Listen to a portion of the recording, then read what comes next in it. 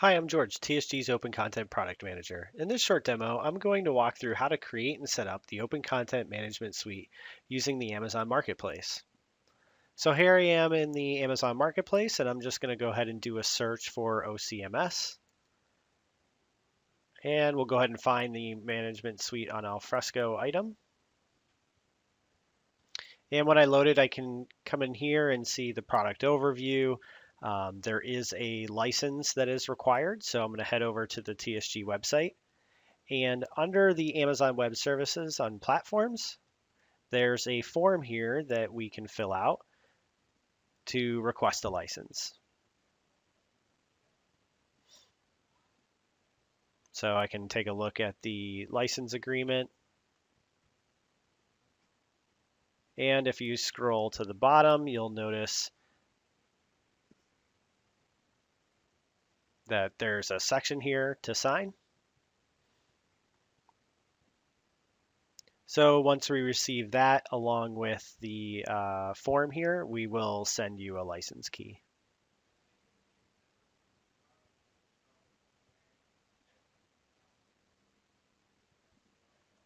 So back over at the marketplace,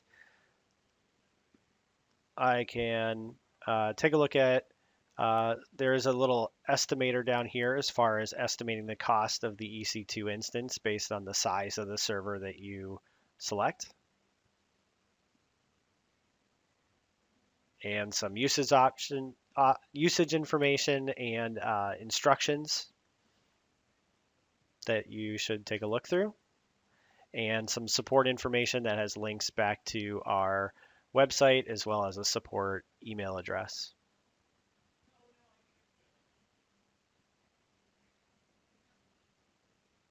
So this shows some different use cases for the tool that you should take a look at just to see what types of things we can do out there, as well as the underlying products that make up the Open Content Management Suite. So we'll go ahead and continue to subscribe here. And this is where I'm going to select my EC2 region and instance type. So we default to a T2X large, but you can change that to some of the other systems as well, depending on what you like. And here you'll choose your VPC settings, and then we'll go ahead and set up the security group.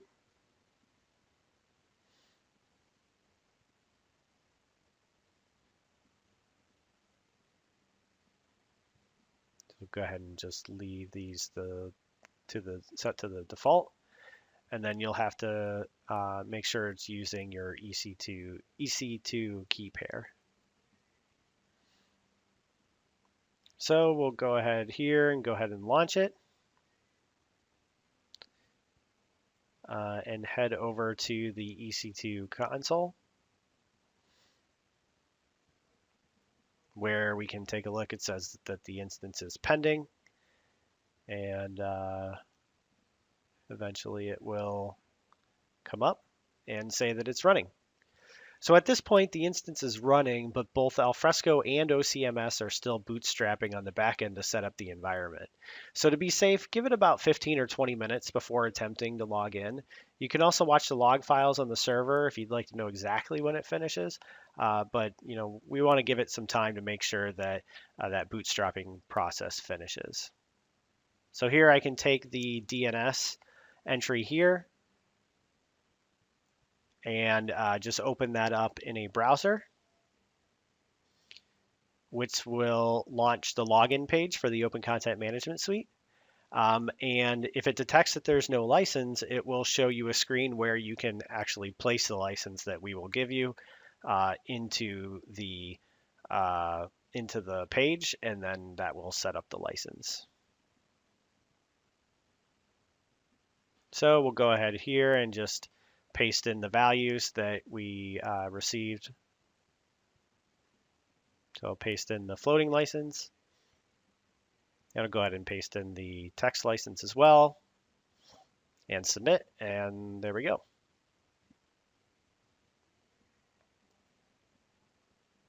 So now I'm going to go ahead and take this instance ID. This will actually be the admin password for the Alfresco system, which we will use to start setting up some users.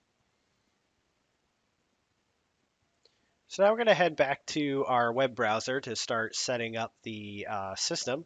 And in your URL bar, to get to the user administration piece, just type in /share at the very end of your URL here. And that will take you to the Alfresco share login page. So I'll just widen this, give myself some more room here. So now I'm going to go ahead and just log in as the admin user. And as we mentioned before, the admin user password is the instance ID. So I'll just paste it in there and go ahead and log in.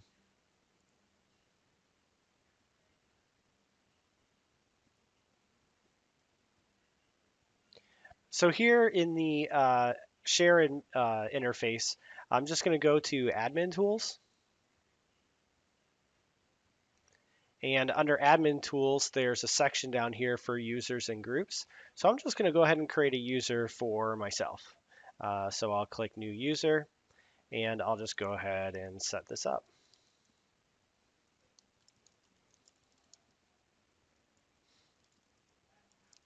Give myself a username and a password.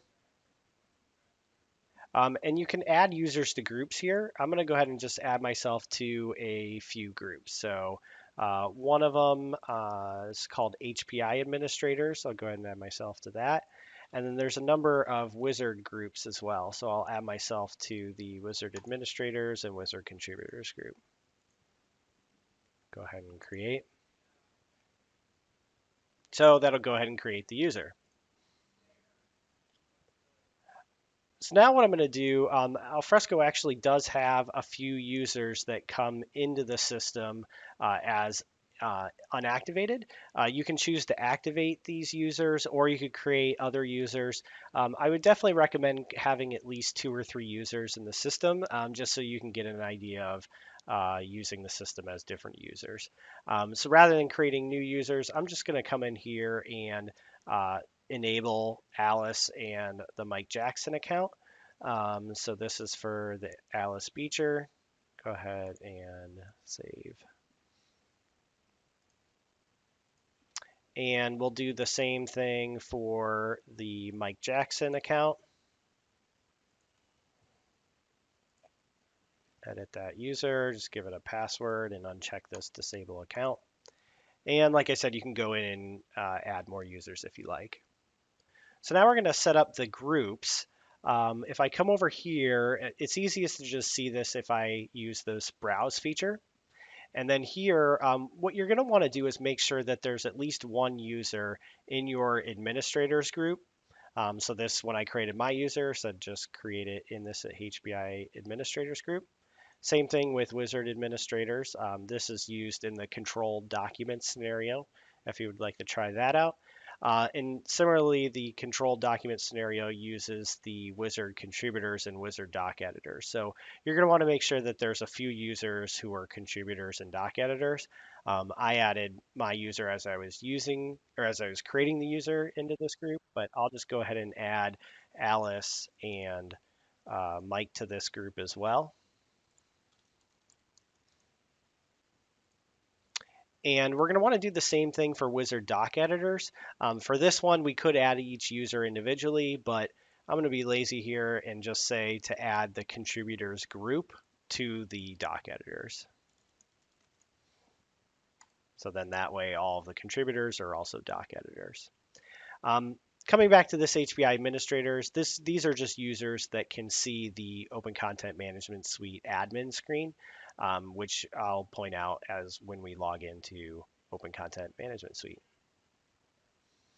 So now I am going to change the URL in my browser. I'll just go ahead and log out here.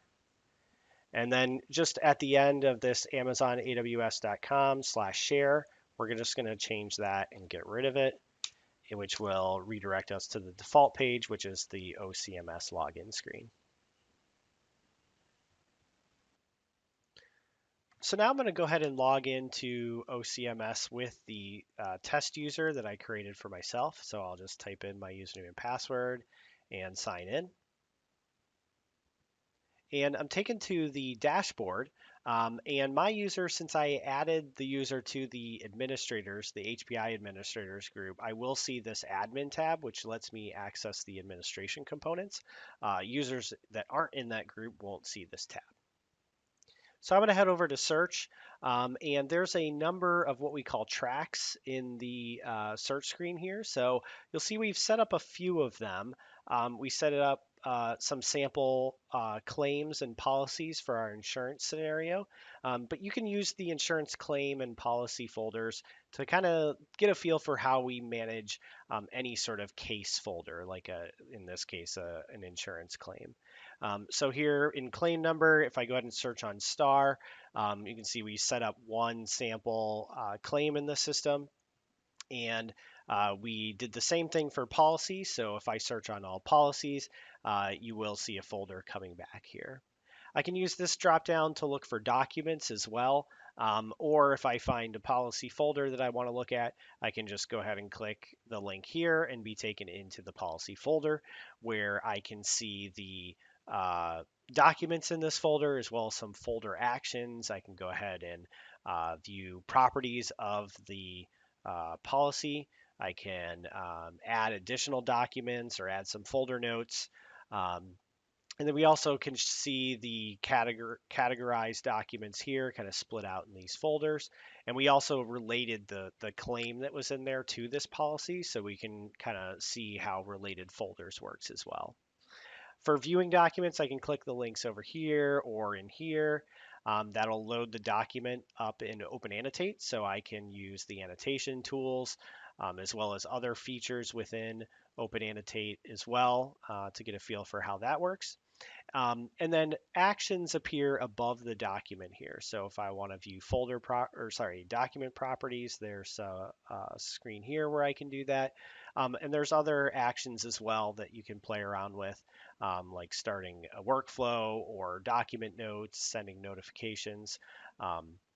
So you can play around with these. Any user that's in the admin group, you could change the actions that are appearing here as well.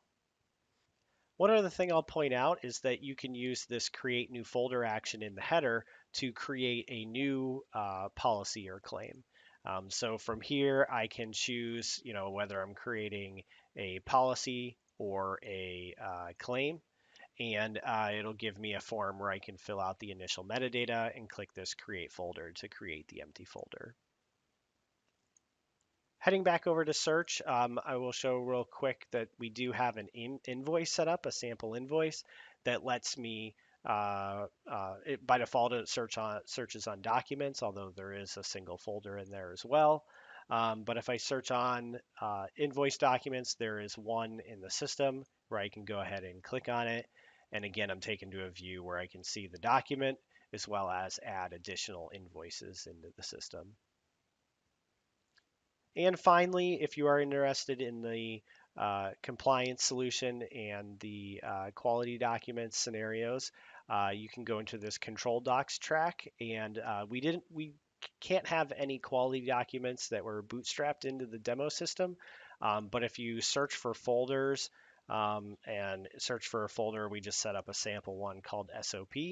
You can click on that folder and use the add documents action here to add in some control documents to start with. We'd recommend creating some Word documents in the system so that you can edit them in Word and see how they get renditioned as PDF in the Alfresco system. Well, that's it for this overview demo. Thanks for watching. For more information, check out our website and blog at tsgrp.com.